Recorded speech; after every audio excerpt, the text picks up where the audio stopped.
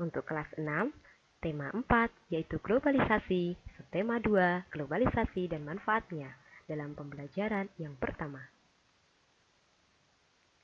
Tujuan pembelajarannya yang pertama adalah setelah menyimak penjelasan guru tentang teks eksplanasi melalui internet, siswa dapat menganalisis informasi penting dari teks eksplanasi yang didengar dengan tepat. Yang kedua, melalui kegiatan berdiskusi, siswa dapat menuliskan hasil penggalian informasi dari teks eksplanasi yang didengar dalam bentuk peta pikiran dengan sistematis. Yang ketiga, melalui kegiatan baca artikel tentang hemat energi, siswa dapat menganalisis cara menghemat energi listrik dengan tepat. Yang keempat, melalui kegiatan percobaan dan diskusi, siswa dapat membuat laporan hasil percobaan menghemat energi listrik dengan tepat. Yang kelima, melalui kegiatan baca artikel dari surat kabar, majalah, atau media internet tentang peran Indonesia dalam berbagai bentuk kerjasama di bidang politik dalam lingkup ASEAN dengan mandiri. Yang keenam, setelah mencari dan mengolah informasi dari surat kabar, majalah, atau media internet dan berdiskusi, siswa mampu membuat laporan informasi tentang peran Indonesia dalam berbagai bentuk kerjasama di bidang politik dalam lingkup ASEAN dengan sistematis. Selanjutnya, mari kita berdiskusi. Baca kembali artikel tentang bahasa Indonesia dinilai layak jadi bahasa ASEAN. Kalian juga dapat membaca teks tersebut melalui link yang ada di atas. Selanjutnya, ada penjelasan tentang pengertian teks eksplanasi, yaitu teks yang menjelaskan hubungan logis dari beberapa proses yang menerangkan atau menjelaskan bagaimana suatu fenomena alam maupun sosial terjadi. Ada ciri-ciri teks eksplanasi. Yang pertama, strukturnya terdiri atas pernyataan umum, gambaran awal tentang apa yang disampaikan, deretan penjelas isi penjelasan apa yang disampaikan, dan interpretasi pandangan atau simpulan. Yang kedua, memuat informasi berdasarkan fakta atau biasa disebut informasi faktual. Yang ketiga, faktualnya memuat informasi bersifat keilmuan, misalnya tentang sains.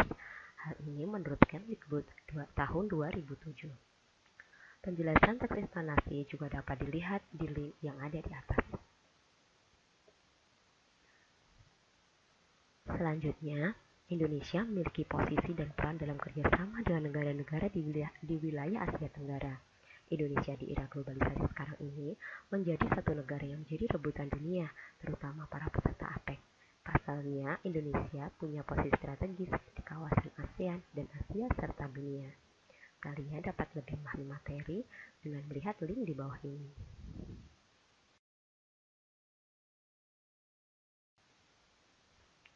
Di sini ada kerjasama di bidang politik, yaitu kerjasama antara presiden-presiden negara-negara anggota ASEAN untuk mengatasi COVID-19.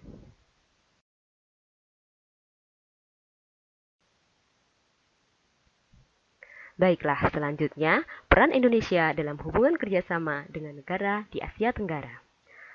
Yaitu Indonesia pertahankan gelar juara di ISPRO pada tahun 2015 dan ada kesenian angklung yang sudah mendunia.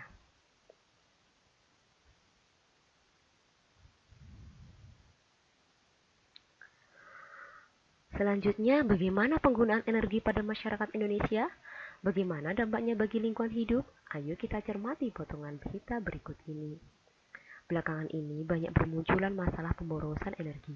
Masalah pemborosan energi secara umum sekitar 80% disebabkan oleh faktor sumber daya manusia yang kurang memahami dampak dari pemborosan energi bagi kelangsungan hidup anak cucu kita mendatang. Selain disebabkan oleh manusia, ada pula 20% disebabkan oleh faktor teknis. Indonesia merupakan negara yang boros dalam penggunaan energi. Bahkan Indonesia termasuk salah satu negara di Asia Tenggara yang tertinggi dalam hal pemborosan energi. Hal ini tercermin dalam indeks elastisitas energi. Skor Indonesia lebih tinggi dibandingkan dengan negara-negara di Asia Tenggara, bahkan dengan negara maju. Hal ini menunjukkan perlunya masyarakat Indonesia mengonsumsi energi secara lebih efisien dan mengurangi pemborosan. Untuk itu, kita harus bisa menghemat energi. Cara menghemat energi dapat dilihat dari penjelasan guru di bawah ini pada Microsoft Sway.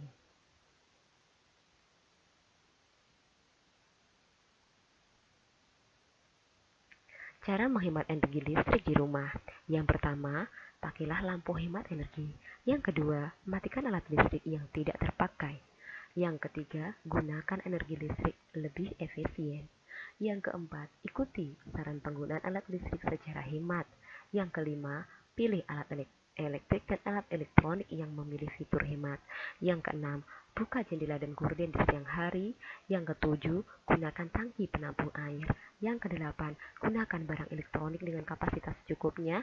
Dan yang kesembilan, kurangi penggunaan alat listrik.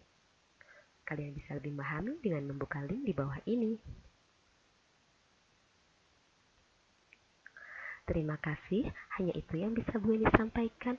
Semoga bermanfaat. Tetap patuhi protokol kesehatan dimanapun kalian berada, dan selalu sehat. Salam sehat semuanya. Wassalamualaikum warahmatullahi wabarakatuh.